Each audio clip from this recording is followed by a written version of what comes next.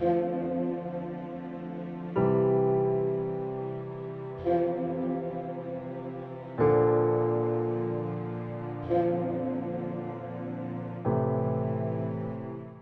کلام میں سے ہمارے لیے آج کی تلاوت تثنیہ شرح کی کتاب 4 باب 1 آیت اور پھر 5 سے 9 آیت۔ اب اے اسرائیل، وہ قوانین اور قضائیں جو میں تمہیں سکھاتا ہوں سنو، تاکہ تم ان پر عمل کر کے زندہ رہو اور اس ملک میں جو خداوند تمہارے باپ دادا کا خدا تمہیں دے گا داخل ہو اور اس کے مالک بنو۔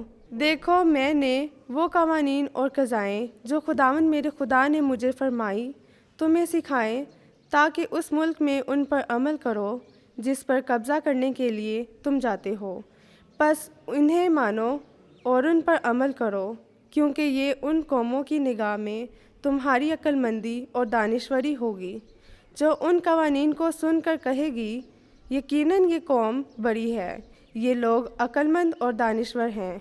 کیونکہ ایسی بڑی قوم کون سی ہے جسے معبود ایسے نزدیک ہوں، جسے خداوند ہمارا خدا ہر ایک بات میں جو ہم اس سے مانگتے ہیں نزدیک ہے، اور کون سی ایسی بڑی قوم ہے جس کے قوانین اور قضائیں ایسی راست ہیں جیسی یہ ساری شریعت ہے۔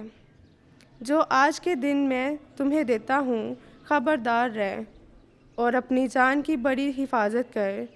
تو ان باتوں کو فراموش نہ کر جو تیری آنکھوں نے دیکھی، اور وہ تیری زندگی کے تمام دنوں میں تیرے دل سے جاتی نہ رہیں، بلکہ تو اپنے بیٹوں اور پوتوں کو سکھا۔ پاک کلام کا پڑھا اور سنا جانا ہم سبوں کے لیے باعث برکت ہو۔ خدا کا شکر ہو۔